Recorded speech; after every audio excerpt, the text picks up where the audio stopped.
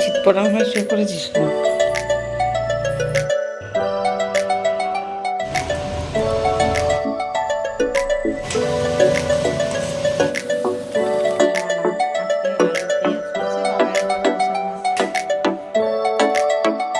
Good morning everyone, welcome back to my channel. আমার নতুন আরও একটি ব্লগে তোমাদের সকলকে জানাই অনেক স্বাগত। আজকে কিন্তু রবিবারের সকালবেলা, এখন 9:30 হয়তো না বাজেনি, 9:30 বাজেনি, 9:10 মনে হয় বাজে। বাবাইকে পড়াতে এসেছিল, এইমাত্র পড়িয়ে চলে গেল। আর বাবাই এখন দেখো পড়া হয়ে গেছে না, একদম হাত পা মেলে খাটের পাড়ে শুয়ে রয়েছে। আমি ওকে আবার বলছি, তুই এরকম চিৎপটাং হয়ে শুয়ে আছিস কেন? তো এই চায়ের কাপটা ওই ঘরে রাখা ছিল, তোমাদের দাদাভাই দেখো এই ঘরে এখনও ঘুম দিচ্ছে। এখন ডেকে তুলবো, বলবো যাও উঠে বাজারে যাও, রবিবার আজকে বাজার থেকে মাংস টাংস না আনলে হয়? যদিও আমার বলা লাগবে না, মাংস খাবার বেশি চেত তোমাদের দাদা ভাইয়েরই আছে। তো এখানে দুধ জাল দিতে বসিয়েছি। বাবাই তো সকালবেলা কিছু খায়নি, ওকে পড়াচ্ছিল স্যার বলে ওকে আর কিছু দেওয়া হয়নি। ঘুম থেকে উঠেই পড়তে বসে গেছিলো, 7:30টায় পড়াতে এসেছিলো। তো সেই কালকে এক প্যাকেট দুধ আনা হয়েছিল, ফ্রিজে রাখা ছিল, সেটাই সকালবেলা বের করে রাখতে বলেছিলাম বাবাইকে। যে মানে আমি ওকে রাত্রেবেলায় ঘুমানোর আগে বলেছিলাম যে সকালবেলা যখন পড়াতে আসবে তুই উঠবি, আমি তত সকালে উঠবো না, তুই কিন্তু মনে করে ফ্রিজ বন্ধ করবি আর ফ্রিজ থেকে দুধের প্যাকেটটা বের করে রাখবি। তো সেটা বের করে রেখে দিয়ে গেছিলো, ওই জন্য বরফ ভাবটা কেটে গেছে। তারপরে আমি এখন এই জাল দিলাম, মানে 2 ঘন্টা বাইরে ছিল, তারপরে ঠান্ডা ভাব কাটেনি, বরফ ভাবটা কেটেছিল। তা দেখো কি সুন্দর একটা সর পড়েছে। আবার বাবা এই সর খেতে ভালোবাসে, ওর মুখে দিয়ে আসি। তো এবার ওর স্মুদিটা বানাবো। আর আমি দেখলে তো 1 কাপ চা খেয়েও নিলাম। ওদের স্যারকে চা দিয়েছিলাম, মাসিকে চা দিয়েছিলাম, সবাই মানে এইমাত্র সব বেরোলো, তারপরে আমি ব্লগটা শুরু করলাম। আর আমার চাটা ঠান্ডা বরফ হয়ে গেছে, ওদের দিয়েছি। আমার চাটা মানে গরমও করিনি, ওই কাপে ঢেলে রেখেছিলাম ওইভাবে। অবশ্য আমি ঠান্ডা চাই খাই, বেশি গরম চা আমি খেতে পারি না, আমার গলা বুক জ্বলে যায়। তো চাটা খাচ্ছি আর এইদিকে স্মুদিটা বানাচ্ছি এইভাবেই। আর বাবাই তো এখন পাগল করে দিচ্ছে, খেতে দাও, তাড়াতাড়ি খেয়ে খেলবে। রবিবার না আজকে, আজকে তো আর তাড়া দিতে পারবো না যে স্কুলে যা রেডি হওয়ার, সকালবেলা পড়াও হয়ে গেছে। আর একেবারে মানে বন্ধুরা এসে ডাকা শুরু হয়ে গেছে। রবিবারে তো সবারই ছুটি থাকে, আজকে সব বন্ধুদের একসাথে পাই, ওই জন্য খেলার ধুমটাও বেশি থাকে। তো এদিকে এই যে স্মুদি বানিয়ে নিলাম, ওকে দেবো এটা। আর এই করতে করতে তোমাদের দাদাভাইও ঘুম থেকে উঠে গেছে, ওকে আবার ভাত গরম করে দিলাম, তরকারি যা ডাল ছিল সেসব দিয়ে ভাত দিলাম, খেয়ে বাজারে গেল। আর এখন আমি ঘর গোছাবো, আমাদের ঘরের বিছনাটা তুলবো।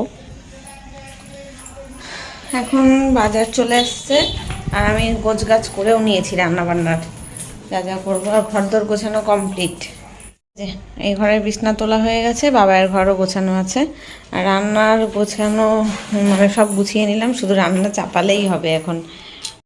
আজকে আদা রসুন বাটা ছিল না, তাই আদা রসুন ছাড়ালাম। আর এবারে রসুনগুলো না বেশ বড় বড় সাইজের কোয়া নিয়ে এসছে, ওই জন্য ছাড়াতে খুব একটা টাইম লাগলো না। আদা সমপরিমাণ রসুন, আদা আর একটু কাঁচা লঙ্কা, শুকনো লঙ্কা সব নিলাম, নিয়ে এখন পেস্ট করব। আর এদিকে আলু পেঁয়াজ টমেটো কেটেছি। মাংস এনেছে আজকে চিকেনটা রান্না করব, চাল ভিজিয়ে রেখেছি। ব্যাস আজকে মাংস আর ভাতই রান্না হবে। কালকের তরি তরকারি আছে কিছু, ওই বাড়ি দিদি ভাইদের বাড়ি থেকে কালকে যে মাছের মাথা দিয়ে বাঁধাকপি তরকারি দিয়েছিল, কালকে হাফ খেয়েছি আর হাফ রয়েছে।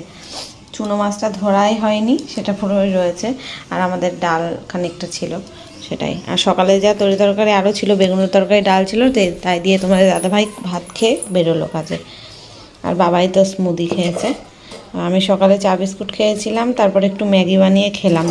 মানে এডিট কমপ্লিট করে এসে ম্যাগি বানিয়ে খেয়ে তারপরে এই গোছালাম, সব রান্নার জোগাড় যন্ত্র করলাম। মাংস আর ভাতই রান্না হবে আজকে। আর মাছ তো রয়েছে, দেখলে মাছ আছে, ওই তরকারি ডাল একটুখানি আছে, ওতে হয়ে যাবে। এখন এই মশলাটা পেস্ট করে নিয়ে বসাবো মাংসটা। এই আদা রসুন বাটা ফুরিয়েছে 2-3 দিন আগে, সেই ডিমের ঝোল রান্না করেছিলাম সেদিনকে। আর তার মাঝে তো একদিনকে ভ্যালেন্টাইন্স ডের দিন, ওই দিন বাড়িতে রান্নাবান্না করিনি, খাওয়া দাওয়া হয়নি, ওই জন্য লাগেনি। তারপরের দিন তো নিরামিষ করলাম। এবার আজকে তো সানডেতে তো মাংস বা মাছ এইসব হবে, মাংসটাই বেশি হয়, সে খাসি হোক বা মুরগি হোক যাই হোক। তো আজকে মুরগির মাংসই নিয়ে এসছে। এবার যাই রান্না করি না কেন আদা রসুন বাটা তো লাগবে, আর আমি তো জানোই এক সপ্তাহ মশলা বেটে রেখে দিই, ওই জন্য একটু সময় লাগে। তবে আজকে ওই রসুনের কোয়াগুলো বড় বড় সাইজের ছিল বলে অতটা আমার চাপ নিতে হয়নি, তাড়াতাড়ি হয়ে গেছে। নইলে তো রসুন ছাড়াতে যে কী ঝামেলা হয়, মানে সব থেকে বোরিং কাজ রসুন ছাড়ানো। আদাটা তাও তাড়াতাড়ি হয়ে যায়, ওই জন্যই প্রত্যেক দিনের এই ঝামেলাটা যাতে না থাকে তাই আমি একদিন বেটে রেখে দিই, 4-5 দিন মানে এক সপ্তাহ হয়ে যায়। যদি মাছ মাংসটা একটু কম খাই যে সপ্তাহে, তখন তো এক সপ্তাহ চলে যায়। তো শুধু মাংস আর ভাত করব, তাই ফ্রিজে দেখলাম অনেক কটা টমেটো রয়েছে, তার মধ্যে থেকে যেগুলো বেশি নরম নরম হয়ে গেছে ভ্যাত ভ্যাতে, সেই কটা বের করে নিলাম, একটু চাটনি করে নেব। বাড়িতে খেজুর আছে, তারপরে আমলকির আচার আছে, ওটা দিয়েই আমি যখনই টমেটোর চাটনি করি আমলকির আচারটাই দিই। ওটা খুব টক তো, টমেটোতে দেখবে তো চাটনি করলে মিষ্টি মিষ্টি ভাব হয়ে যায়, বেশি টক ভাবটা থাকে না। তবে চাটনিটা টক ঝাল মিষ্টি এরকম থাকবে, তাহলেই খেতে ভালো লাগে। আর আমলকির আচারটা শাশুড়ি মা করেছিল, সেটা পাঠিয়েছিল। এবার ওটা এত টক আর মানে কেমন, মানে আমি খেতে পারি না, অতিরিক্ত টক আবার খেতে পারি না। এবার ওই জন্য ওইটা দিয়েই আমি যে কোনো মানে টমেটোর চাটনি যখনই করি ওটা দিয়ে দিই, একটু 1 চামচ করেও যদি দিয়ে দিই, টক মিষ্টি ভাবটা একদম পারফেক্ট থাকে। তো সেটা দিয়েই ভাবছি আজকে করব। আর আজকেই শেষ হয়ে যাবে আমলকির আচারটা, যা দেখলাম আজকে দিলেই শেষ, আর নেই, আর থাকবে না। তো ফুরিয়ে গেলেই ভালো, অনেক দিন ধরে খাচ্ছি, আর একাই খাওয়া হয় তো অনেকটা মানে থেকে যায়, কেউ খায় না। আর এই আজকেই করছি, এই চাটনি আমার 3-4 দিন ফ্রিজে রেখে রেখে খেতে হবে। বাবা আর তোমাদের দাদাভাই হয়তো একদিন টেস্ট করে একটুখানি দেখবে, তাছাড়া ডেলি ওরা অতটা পছন্দ করে না। আর এদিকে মাংসটা বসিয়ে দিয়েছি, আলু ভেজে আগে তুলে নিলাম, আর পেঁয়াজ দিয়ে আর মাংস দিয়ে একটু ভাজা ভাজা করছি। মুরগির মাংস তো কষাতে কষাতে একদম গলে যায়, আর আলুটা নতুন আলু সেদ্ধ হতে চায় না, এখন আলুগুলো খুব শক্ত। এবার ওই জন্য মাংসটা আগে একটু ভেজে নিচ্ছি, টেস্টও হবে খেতে, আবার ভালো মানে ছাড়া ছাড়া থাকবে, মানে শক্তও থাকবে, হাড়ের থেকে মাংস ছাড়িয়ে গেলে আবার ভালো লাগে না। আর এদিকে চাটনিটা একটু লবণ দিয়ে আগে একটু নাড়াচাড়া করছি, গলুক টমেটোগুলো, তারপরে চিনি দেবো। আগেই যদি চিনি দিয়ে দিই না, তাহলে টমেটো গলতে সময় লাগে। আর এখানে ধনের গুঁড়োটা শেষ হয়ে গেছিলো কোটোয়, সেটাই ভরে নিলাম। এখন মাংসটা রান্না করে ফেলবো, আর ভাতটা সবার লাস্টে করব যাতে গরম থাকে। চালটা তো ভিজিয়েই রেখেছি, একটু বাসমতি রাইস ছিল, আজকেই করে নিলাম, লাস্ট যেটুকুনি চাল ছিল তো সেটাই ভিজিয়ে রাখলাম। একেবারে মাংসটাও হয়ে যাবে, যখন ঝোলের জন্য জল দেব, চাটনি নামিয়ে নেব, তখন ভাত বসাবো, তাহলে একদম গরম ভাত নামাতে পারবো। আর আমার তো এখনও স্নান হয়নি, একটুখানি কাঁচা ভিজিয়েছি, কাচবো, তারপরে স্নান করব, তারপরে ভাত খাবো, ততক্ষণে সব রান্না ঠান্ডা হয়ে যাবে। আজকে আমি রান্না করছি শুধু মাংস ভাত ঠিকই, কিন্তু মা আবার ওই বাড়ি থেকে পরে তরকারি পাঠিয়েছিল। তোমাদের দাদাভাই বেরিয়েছিল, ফোন করে বলল যে ডুমুরের তরকারি করেছে চিংড়ি মাছ দিয়ে, আর মাংস করেছে। মাও চিকেন রান্না করেছিল, লেগ পিস দেখে করেছিল, আমিও তো বাবাইয়ের জন্য লেগ পিস করেছি। তোমাদের দাদাভাই যখনই মুরগির মাংস নিয়ে আসে লেগ পিস আনে, কারণ মুরগির মাংসটা আমাদের বাড়িতে তোমাদের দাদাভাই অতটা ভালোবাসে না, বাবাইও যে খুব ভালোবাসে তা না, মানে কোনো মাংসই বাবাই খুব যে অতিরিক্ত খায় সেটা না, 3-4 পিস বড় জোর। তা আর লেগ পিস হলে তো লেগ পিস দিয়েই ও সব ভাত খেয়ে নেবে, আর কোনো মাংস লাগবে না ওর, তো ওই জন্য লেগ পিসটা আনা হয়। আর মা ওদিকে বাড়িতে করেছিল দেখে আবার ফোন করে বাবাইকে, মানে তোমাদের দাদাভাইকে দিয়ে বাবাইয়ের জন্য পাঠিয়েছে। আমি আবার তোমাদের দাদাভাইকে বলছি তুমি আনলে কেন মাংস, তুমি তো বাড়িতে এনেছো, রান্না করেছি। তা ও বলছে আমি কি জানি না কি যে কী দিয়েছে, মানে টিফিন কটা দিয়েছে, নিয়ে চলে এসছে। আর এদিকে আমাদেরও মাংস অল্প করেই এনেছে, আমরা যে এই মাংসই তাই 2 দিন ধরে খাবো দেখে শুনে, এই অল্প একটু মাংস তাই 2 পিস করে খাবো, দুবেলা করে। অতটা ভালোবাসি না বললাম না চিকেন। এবার মাটন হলে তোমার দাদাভাই তাও 4-5 পিস খেতে পারে, চিকেন 2 পিসের বেশি খাবে না। তো এটাই আমরা এই অল্প একটুখানি মাংস কালকে দুপুর পর্যন্ত আমাদের চলবে। আবার মা মাংস পাঠিয়েছে ওই জন্য। তো এখন এদিকে ভাতটা বসিয়ে দিয়েছি, আর কোটোকাটিগুলো গুছিয়ে রেখে দিলাম, মশলার কোটো যেগুলো ছিল। তো আর গ্যাস ট্যাস মুছে রান্নাঘরটা পরিষ্কার করে নিলাম।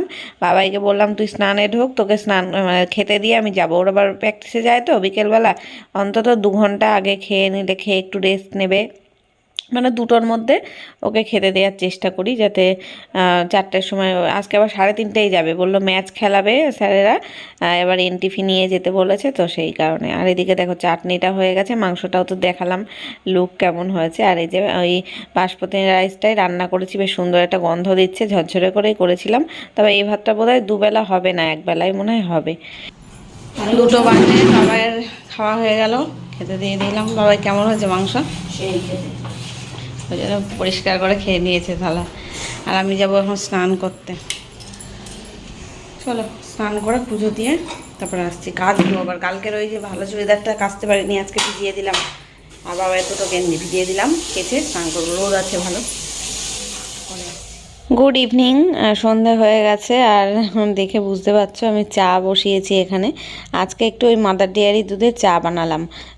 ওই গুঁড়ো দুধের চা খেতে খেতে মুখে যেন অরুচি ধরে গেছে। একটু ওই মাদার ডেয়ারি দুধের চা খেলে দারুণ লাগে, কিন্তু ঘনও হয়, টেস্টটাও ভালো হয়। আর বাবাইকে বললাম যে কি খাবি, তো রুটি মা ওই যে দুপুরবেলা পাঠিয়েছিল, বললাম না তরি তরকারি পাঠিয়েছিল, মাংস পাঠিয়েছিল, ডুমুরের তরকারি চিংড়ি মাছ দিয়ে করেছিল সেটা পাঠিয়েছে। তার সাথে আবার দেখলাম ব্যাগের মধ্যে রুটিও ছিল, কিছু সবজিও পাঠিয়েছে। তো সেই রুটি দিয়েই বললাম তাহলে দুধ আছে, দুধ রুটি খা, স্মুদি তো সকালবেলা খেয়েছিলি, তাহলে এখন দুধ রুটিটাই খা। তো ও বললো ঠিক আছে তাহলে তাই দাও। তাই ওকে একটা রুটি, একটার বেশি তো খাওয়াতেই পারবো না, খাবেই না জোর জবরদস্তি, তাও একটা রুটি দুধ দিয়ে ভিজিয়ে তাই আর কি দিলাম ওকে, ওটাই খাচ্ছে। তা মানে এমনি তো আগে দুধ রুটি খেতেই যেত না, এখন তাও দেখছি একটু বকে ঝোঁকে খাওয়ানো যায়। আর আমিও একটা অর্ধেকটা রুটি নিয়েছি, মানে ধরতে গেলে ওকে 1.5খানা মতন রুটি দিয়েছি, কিন্তু ওকে বলেছি একটা, নইলে তো খাবে না। আর আমি কোটোয় দেখছি বিস্কুট নেই, ভাঙাচোরা গুঁড়ো রয়েছে, বিস্কুটটা যে নেই মানে ফুরিয়ে গেছে ঘরে, আমার খেয়াল নেই। আমি ভাবছিলাম হয়তো তাকের মধ্যে আরও প্যাকেট আছে, গিয়ে এখন খুঁজে দেখছি একটাও প্যাকেট নেই। তবে বিস্কুট ছাড়া চা খাবো, তাই অর্ধেকটা রুটি নিলাম, নইলে আমার এখন রুটি খাওয়ার ইচ্ছা ছিল না, সকালে খেতাম রুটিটা।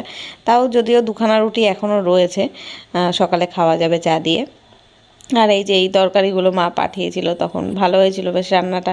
মাংসটা এখনও খাইনি, ধরাই রয়েছে। বাবাইকে তো দুপুরে অলরেডি বাবাইয়ের খাওয়া হয়ে গেছিলো, তোমাদের দাদাভাই যখন এসেছে ও তখন 2:45-র সময় বাড়িতে, আর বাবাইয়ের তো খাওয়া হয়ে গেছিলো 2টোর সময়। আর মা আবার এই এত বড় সাইজের একটা বেগুন পাঠিয়েছে, আমি বেগুন পোড়া খেতে ভালোবাসি, তাই বাবা বাজার থেকে বেগুন আনলেই পাঠিয়ে দেয়।